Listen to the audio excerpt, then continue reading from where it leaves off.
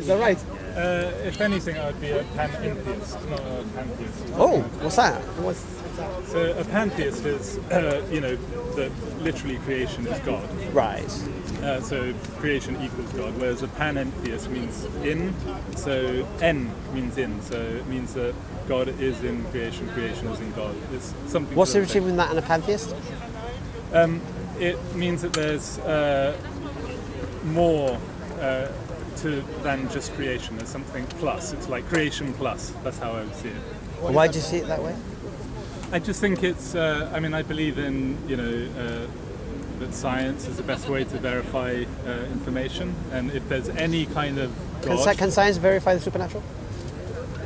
no, because there's no good evidence that there is supernatural. But can science verify supernatural? There's no good evidence that there is. No, but you have to have a mechanism to verify it or not, isn't it? Though, how do you know if supernatural exists or not? Then? Well, I don't think it does. No. Whether you don't think it does is just a subjective opinion. We're talking about. Yeah, I know. Right. That's my subjective opinion. I can But what's only go on my it? But what's it based on? Because it's based science, on my experience, my subjective So what experience. have you experienced that's brought you to the conclusion that a creator doesn't exist? That's brought you to this because you're saying science now. Science doesn't agree with what you say. Science doesn't believe creators You haven't in. asked me what I believe. What do you mean? No, I did ask you. Okay, you said you're a panentheist. Yeah. So a panentheist is someone who believes that God is in creation, creation is in So, God. for example, I think. But then you went to science model. I believe in evolution, so I believe the cosmos. Has Which evolved. model of evolution? So the one that's sort of ascribed to by 98% of scientists. So if you look at the Big Bang Theory, for example, I ascribe to that. But it's just a belief. You accept that, yeah? It's not proven. It's a belief, but it's based on good evidence. No, but it's just a belief, though. It's not proven. But it's based on good evidence. What's the good evidence? So you've got evidence coming from archaeology. You've got evidence. No, coming Big from... Bang's got nothing to do with archaeology. No, I'm talking about let's say the evolution of Earth. If you want to talk about evolution on Earth, but you can't talk about Yeah, evolution. There's a whole discipline called Big History, which includes cosmology. All right, so let's start with cosmology.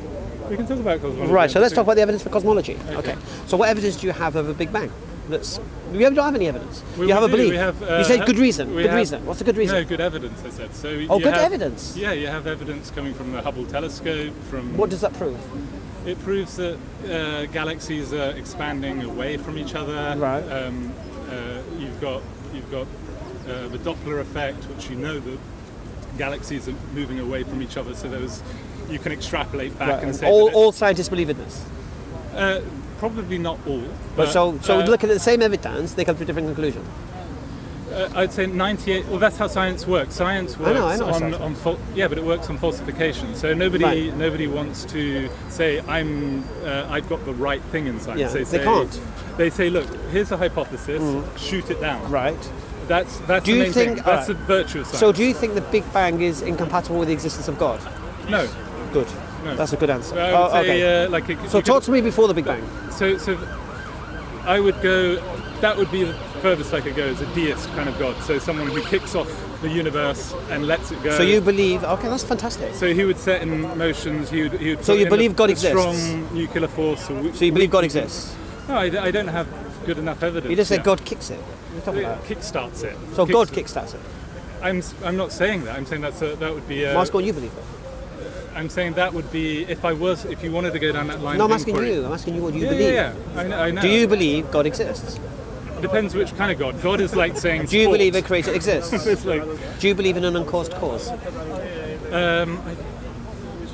I think that's just. I mean, you could say that creation caused itself. You could call that God. I mean, it is creative. This is obviously creative, right? We've got trees here. It was we've got caused. grass. This is the effect. This is the effect of cause, then, isn't it? It hasn't always been here, is it? No, it hasn't always been here. So it's an effect of a cause, then, isn't it? Yes, it is. And is that cause caused or uncaused? I mean, it's probably caused. Yeah, it's probably lots. So of the cause is caused. Now, obviously, you understand the problem of infinite regression, now, yeah? Yeah, of course. So we need to kickstart it somewhere. So we have to come to a point where something's not caused. Yeah, but I just agree that I could subscribe to a deist kind of God at most. No, but it's that deist God you're referring to that kickstarted everything. Yeah. Is that uncaused? I I guess so. Would it have to, isn't it? Yeah, he would. Because otherwise it would need because that would need a cause. He could be self-caused. So it's not caused by anything else. Self-caused? Yeah. Give me an example. Why would you say something self-caused? Well, there's no other example of God, is there? I mean, if that would be. That's what I'm saying to you. So my definition of God is uncaused, cause of the universe. Yeah. Sure. So, you agree with that or not? It's not about agreeing. I it explore is. things. No, it isn't. That's what you think reality's like. I don't think I've never. You disagree with that? Look, there's no games here. I'm asking a simple question. Do you agree or not? You agree? You don't agree? No, I don't mind. If you don't agree, it's not a big deal for me. Yeah, but if I just, it's so sort of conflictual the way you're talking about it. It's like maybe I could say that there is an uncaused cause. Right. Okay, that's fine. Right. I could go that far, but I'm not saying I agree and I totally believe in that. I'm just saying, yeah, that's quite logical. Yeah, that's fair. It's reasonable. Yeah, reasonable. All right. Yeah. And now this uncaused cause, if it caused the universe, yeah, would you accept then this uncaused cause is conscious? Yeah, I mean, that's another leap. I don't know. Well, why would I think that? Well, the reason you think that is because we have conscious causes and you have mechanical causes. So you have causes that occur just because something else exists. So, for example, apples will grow on a tree just because the apple tree exists. Apple doesn't choose to grow. The tree doesn't choose to grow apples. The apples are a result of its existence. Yeah. Yeah. You understand? Now, I've used this example before. If I was to bake an apple pie, the apple pie doesn't necessarily have to exist just because I exist, does it? But I can get the apples, get the crumble, and make an apple crumble. Yeah. Yeah. So its existence is caused by me deciding when to do it, isn't it? It's not because we know that you're conscious. Because I'm conscious. Okay. No, I know that you're conscious. Right. I think you are. Yeah, of course. I would. So that's the difference between me and an apple tree. An apple tree doesn't choose when it has apples or not.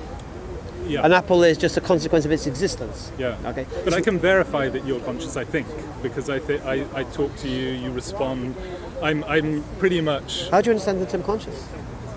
I understand it to mean basically there is something. Can think? No, there is something that it is like to be you. That's what? It's a famous paper. You should look it up. It's about consciousness. It talks about. Who wrote it? I can't remember his name. Go on. I wish I could. It wasn't that Lanza, was it? Robert Lanza. It may be, or I don't know. On about this biocentrism. No, he's talking about. The title is pretty evocative. It's something like what it is like to be a bat. So he's talking about is consciousness in animals? Would you say a tree is conscious? He's talking about is there consciousness in animals, and he talks about a bat. So he's essentially saying what happens if you trade places with a bat. Do the lights just go out, or is there something that it is like to be? Maybe I need to elaborate what I'm saying. Yeah. All right. I'm a conscious cause of the apple crumble. Yeah. The apple tree is the mechanical cause of an apple. Yeah? So let's just it's not just conscious, it's a conscious cause. Yeah? So the cause of the apple crumble is a conscious decision by me to make it when choose to make it when not to make it, yeah? The apple crumble doesn't necessitate to exist just because I exist, does it? No, I mean exactly. I know that you've created it and you're conscious. No, but I don't have to make it, do I? No, you don't have to. Because if I cause it, then the cause is conscious cause. It's a decision-making cause. It's a purpose cause. Yeah, because you've created it. No, but I've decided when to create it. That's the point. Yeah. I don't. So, but an apple tree doesn't decide when to produce apples, does it? No. Yeah. Okay. So you're saying that you have free will and a tree doesn't? No, I'm not saying that. I'm saying the cause. What's the cause of an apple? An apple tree. Yeah. Yeah. Okay. But that cause is called a mechanical cause, meaning the apple will exist because the tree exists. Do you understand? The tree can't exist and then choose when to produce apples. Because the tree exists, the apples will exist. Yeah, it's just mechanical cause and effect. Yeah, exactly. Yeah. So if the uncaused cause of the universe, which will be infinite, eternal, was the cause of the universe.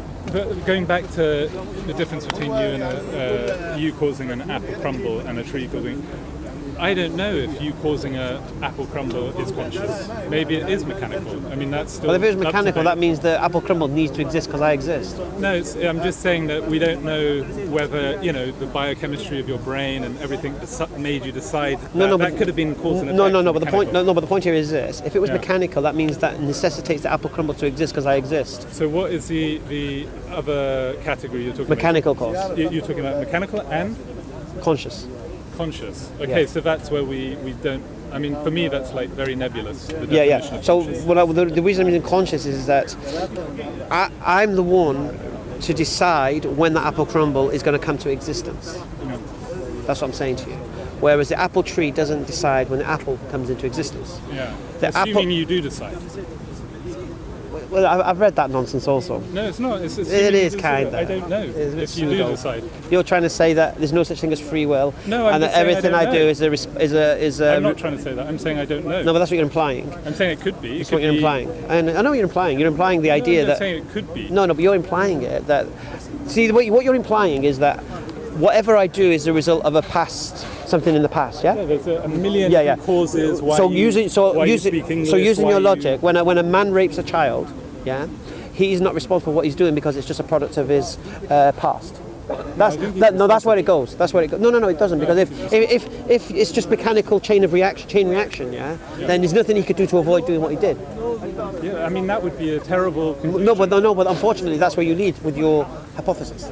But it could be that. I'm not excluding that. I'm not subscribing to it. No, I'm not saying you. No, I'm not putting it in there. But what I'm saying is, if you want to throw that in the ballpark, you have to accept that someone who rapes a child should not be held accountable for their action. No. I think they should be held accountable. But they might be they might be mechanically forced to do it. No. You can't say. If you're trying to say that there's no such thing as free will, and whatever we do in this, I'm not saying that. But the theory you're putting forward does say that. I'm saying it might be that. All right. Wouldn't it be arrogant of me to say I know definitely? No. If you want to go that route, I'm just saying to what you're saying. So in terms of the gravitation of what you're saying. So what you're basically saying is, I'm not saying that. No. I'm not saying you are. But I'm saying the theory you're putting forward, because I've read it, I've watched it, I've seen it. It's just such thing as free will. I watched it. But what it leads to, like I said to you, if nothing leads... I know, I've thought about it. I know what you're talking about. And that's where you're going to go. Yeah, you can't hold any... Criminals cannot be held accountable for their actions now. They can be. No, they can't be, because it's just chain reaction. They need to be. It's just chain reaction.